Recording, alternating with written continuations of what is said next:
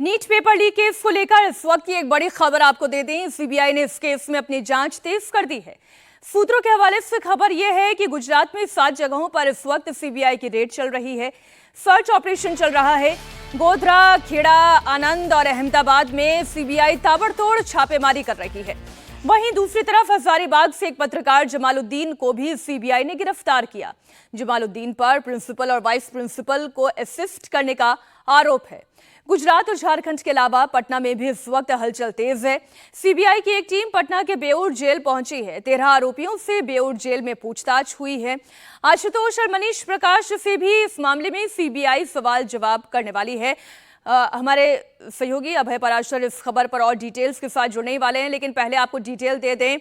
ये जो पत्रकार जमालुद्दीन है और इसका भाई है, वो लगातार प्रिंसिपल से संपर्क में था, जिसके बाद इस बात का खुलासा हुआ कि इनके भी involvement NEET paper leak case में है। इसके अलावा जिस ओएसएस स्कूल के प्रिंसिपल की बात की जा रही है और जिस वाइस प्रिंसिपल की बात की जा रही है, उसके ऊपर जिम्मेदारी थी बतौर ऑब्जर्वर नीट पेपर को बिना किसी गतिरोध के, बिना किसी समस्या के कंडक्ट करवाने की। लेकिन इसके ऊपर भी गंभीर आरोप है। जिस तरीके से ये पूरा मामला सामने आया, उसे देखकर ये लग रहा है कि बकायदा पूरा एक रैकेट इसके पीछे काम कर रहा था।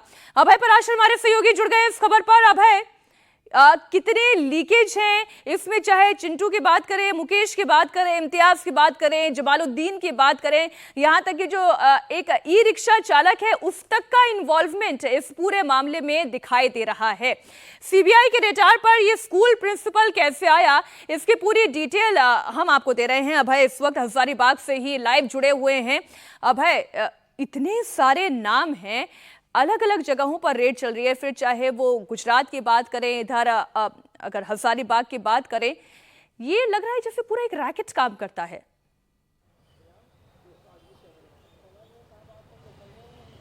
देखिए बिल्कुल मीनाक्षी, और इस पूरे मामले में इस वक्त हम मौजूद हैं हजारीबाग में उन 2 पत्रकार भाइयों के घर के बाहर।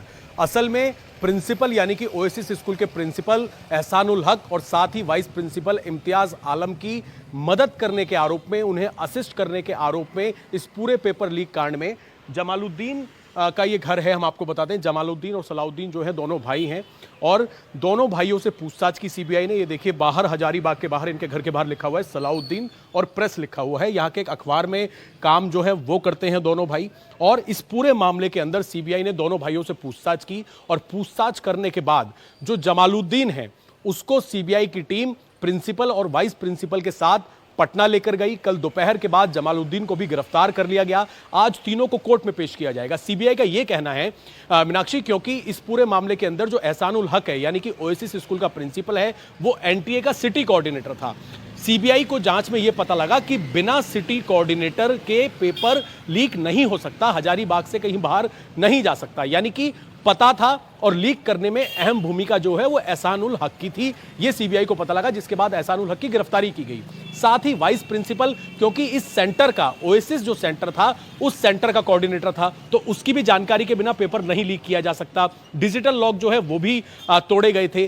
साथ ही जब कॉल डिटेल्स खंगाली गई तो कॉल डिटेल्स में सामने आया कि जो दोनों भाई हैं उनके संपर्क में लगातार प्रिंसिपल और वाइस प्रिंसिपल रहते थे, जिसमें जमालुद्दीन का रोल निकलकर सामने आया। और सीबीआई का यह कहना है, सीबीआई सूत्रों का, कि इस पेपर लीक कराने में अहम भूमिका जो कि प्रिंसिपल एहसानुल हक और वाइस प्रिंसिपल इम्तियाज आलम की है, उनको असिस्ट करने का आरोप यानी कि पूरी तरीके से मदद करने का आरोप जो है वो जमालुद्दीन पर है। और इसी वजह से जमालुद्दीन को गिरफ्तार कर लिया गया है। आज प्रिंसिपल, वाइस प्रिंसिपल, जमालुद्दीन सभी को पटना की जो वहां की लोकल अदालत है सीबीआई की, वहां पर उन्हें पेश किया जाएगा, इनकी कस्टडी ली जाएगी। क्योंकि अब तक जितने और आरोपी गिरफ्तार इस पूरे मामले में हुए हैं, चाहे स्टूडेंट इस मामले में गिरफ्तार हुए हैं, पटना के जो एक इंजीनियर है चाहे वो गिरफ्तार इस पूरे मामले के अंदर हुए हैं, इन सबको बैठाकर आमना सामना करना है।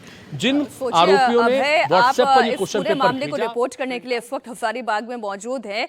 एनटीए अभी तक क्या कह रही थी कि 1-2 एनोमली है, इसके अलावा कहीं कोई पेपर लीक नहीं है। यहाँ तो पूरा का पूरा रैकेट सामने आ रहा है। इसमें अगर ई रिक्शा चालक की भी भूमिका की आप बात करें तो जरा सोचे किस तरीके से ऊपर से लेकर नीचे तक पूरी तैयारी की गई थी नीट पेपर लीक को लेकर। बहुत शुक्रिया पूरी जानकारी के लिए अभय आपका।